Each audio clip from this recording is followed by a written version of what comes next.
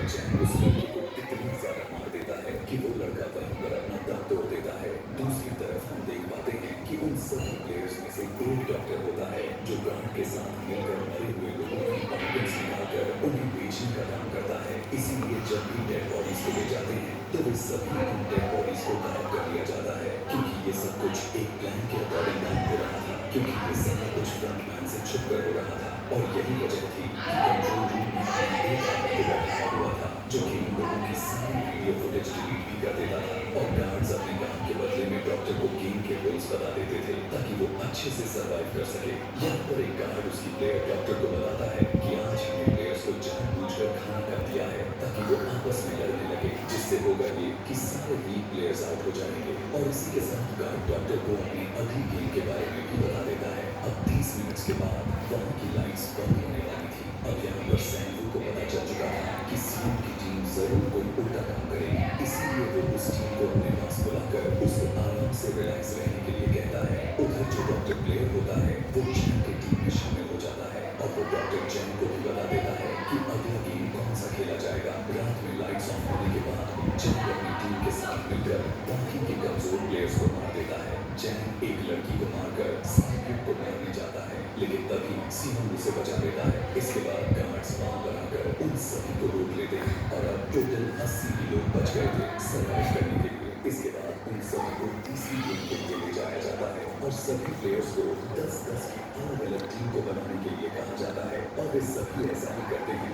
जैसा कहा गया था, अपनी अपनी टीम बना लेते हैं। अब क्योंकि चैन को आगे की गेम पता चल चुका था कि क्या होने वाला है, इसीलिए वो साइकिल की फीमेल फ्रेंड को अपनी टीम से निकाल देता है, और वो अपनी टीम में सिर्फ मेल को ही रखता है, और सीमन भी अपनी एक टीम बना लेता है। अब क्योंकि उन्हें एक प्लेयर की जरूरत थी तो इसीलिए साइकिल की फीमेल फ्रेंड उनकी टीम में शामिल हो जाती है। यानी यह गेम टर्न ऑफ वॉर का होता है, यानी उन्हें अपनी सामने वाली टीम को पीछे गिराना था।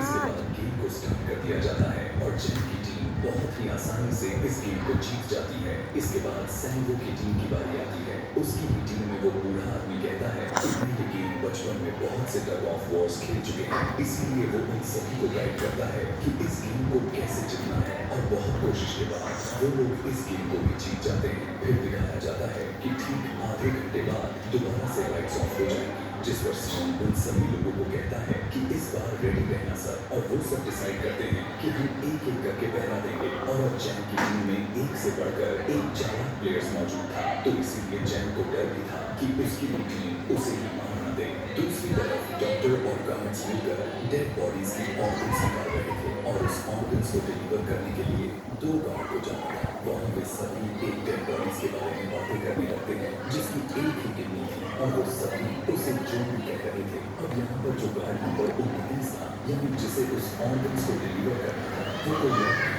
बल्कि वो ऑफिसर ही था जो गार्ड का पीछा करते वक्त गार्ड का ही केस ले लिया था। और इस बात को सुनकर उसे शक हो जाता है कि शायद ये लोग मेरे गायब हुए भाई की बात कर रहे हैं, क्योंकि उसकी भी एक ही किडनी है। इसके बाद वो गार्ड नंबर 28 और 29 उस ऑर्गन्स को डिलीवर करने के लिए चले जाते हैं। रास्ते में वो ऑफिसर देखता है कि टर्मिनल में तो बॉम्ब को सेट किया गया है। तब नंबर 28 उसे बताता है कि जब हम यहाँ से बाहर निकलेंगे तो इस जगह को ब्लास्ट कर दिया जाएगा। और अब यहाँ पर वो ऑफिसर नंबर 28 वाले गार्ड से और भी इंफॉर्मेशन लेने के लिए कोशिश करता है। उसकी बात को सुनकर अब नंबर 28 को उस पर डाउट होने लग जाता है, इसीलिए वो उस ऑफिसर को अपना फेस दिखाने के लिए कहता है। वो ऑफिसर अपना फेस को दिखा देता है, लेकिन साथ में वो उस पर गन भी पॉइंट कर देता है, और इसी के साथ वो ऑफिसर उसे एक किडनी वाले आदमी के बारे में भी पूछता है कि वो कौन है जिसे तुम लोगों ने जो भी कहते थे। जिस पर वो 28 नंबर वाला आदमी कहता है कि वो तो एक लड़की थी, और वो ये भी कहता है कि तुम लीडर के रूम में जाकर सारे इंफॉर्मेशन देख सकते हो,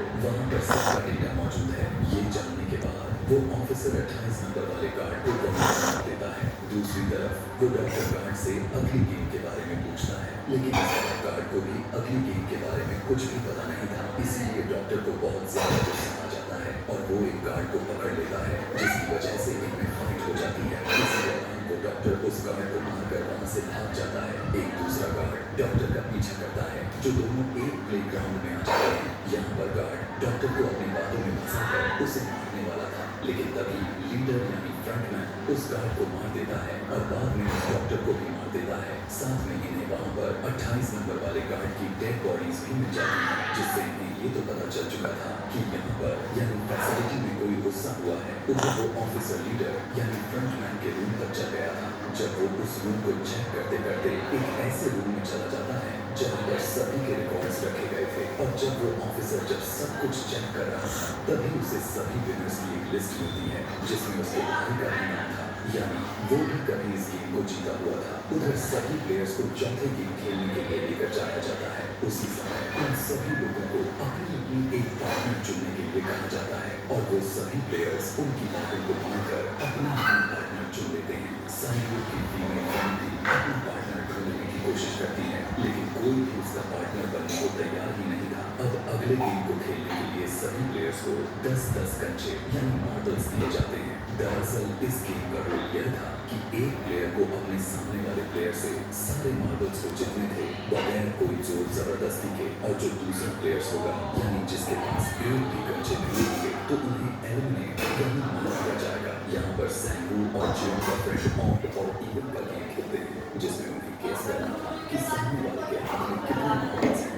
अब यहाँ पर जियोन का फ्रेंड सैंगू का सारे कंचे को जीत लिया था और अब सैंगू के पास एक ही मार्बल्स बचे हुए थे। अब क्योंकि उसे पूरी तरह से पता चल चुका था कि अब वो बचने वाला नहीं है, इसलिए वो जियोन की फ्रेंड को अपनी बातों में फंसाकर उसे यह यकीन दिलाता है कि हम में से किसी ने नहीं हार गया तो हारे हुए लोगों का मैच दोबारा से करवाया जाएगा।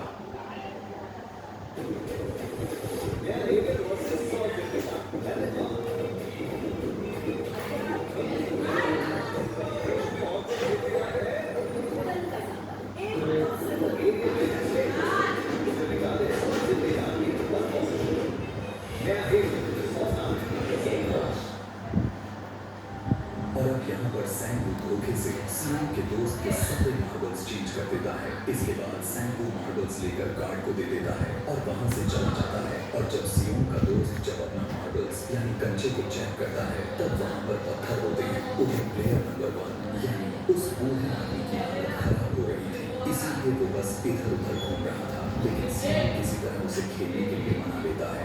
यहाँ पर वो दो लोग यानी सियोन और वो बूढ़ा आदमी ऑड और इवन ही गेम खेलते हैं। इनमें से वो बूढ़ा आदमी सियोन के सारे कंचे को जीत जाता है लेकिन लास्ट राउंड में वो बूढ़ा आदमी भूल जाता है कि उसने क्या चूज किया था, यानी उसकी याददाश्त गायब हो चुकी थी। तो इसीलिए इस मौके का फायदा उठाते हुए सियोन उसे अपनी बातों में फंसाकर उसके सारे कंचे को ले लेता है। लेकिन यहाँ पर तख्त ही पलट जाता है क्योंकि वो बूढ़ा आदमी काफी होशियार था। उसने एक मार्बल अपने पास ही रखा हुआ था और वो दोबारा से इधर उधर घूमना शुरू कर देता है। अब यहाँ पर सियोन उसे काफी मना करता है, प्लीज मुझसे गेम खेलो। तब यहाँ पर वो बूढ़ा आदमी कहता है मुझे पता है कि तुमने सारे मार्बल्स मुझसे धोखे से लिए हैं। वो सियोन से कहता है कि मुझे सब पता था, बस मैं याददाश्त राहत होने का नाटक कर रहा था। इस बात को सुनते ही सियोन को उस पर तरस आ जाता है और वो उसे ही सारे मार्बल्स दे देता है। दूसरी तरफ साइलियुक और उसकी फीमेल फ्रेंड भी इस गेम को खेल रही होती है। उनकी गेम यह थी कि जो भी अपने कंचे को दीवार के ज्यादा करीब फेंकेगा वही इस गेम को जीतेगा। पहले तो साइलियुक अपने कंचे को फेंक देती है लेकिन जब उसकी फ्रेंड की बारी आती है तब वो रुक जाती है। लेकिन जब साइलियुक उसे ऐसा करते हुए देखती है तब वो उसे दोबारा से फेंकने के लिए कहती है, जिसे सुनकर वो उससे कहती है कि नहीं साइलियुक, मैं तो बिल्कुल अकेली हूँ, मेरे पीछे कोई नहीं है,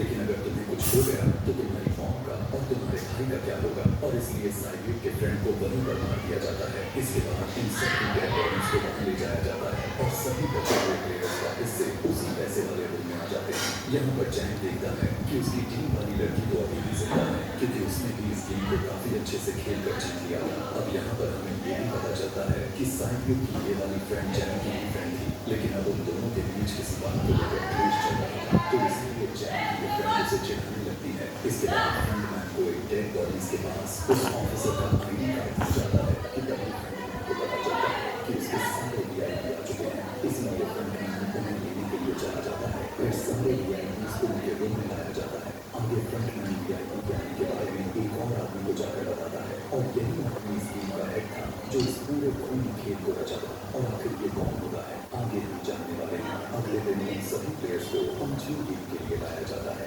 सभी प्लेयर्स देखते हैं कि एक डमी में 1 से लेकर 16 तक नंबर पड़े होते हैं और वो सभी प्लेयर्स जल्दी जल्दी से अपना अपना नंबर ले लेते हैं। इस नंबर का मतलब यह था जो प्लेयर्स गेम को खेल रहा होगा उसके बाद भी उसकी बारी आएगी। अब यहाँ पर पहला और आखिरी नंबर रह जाता है यानी 1 और 16। इसीलिए सियोन कंफ्यूज हो जाता है कि आखिर वो किसे 1 को या 16 को अगर उसने पहला नंबर को चूज किया तो हंसेगा यानी मरेगा, और 16 को नहीं लिया तो क्या पता उसकी बारी की ना, और गार्ड्स उसे मार देंगे कि तभी वहां पर एक आदमी आकर सीएम से कहता है कि मुझे पहला नंबर चाहिए क्योंकि मैं अपनी जिंदगी में कभी भी अपना फर्स्ट नंबर पर नहीं आया।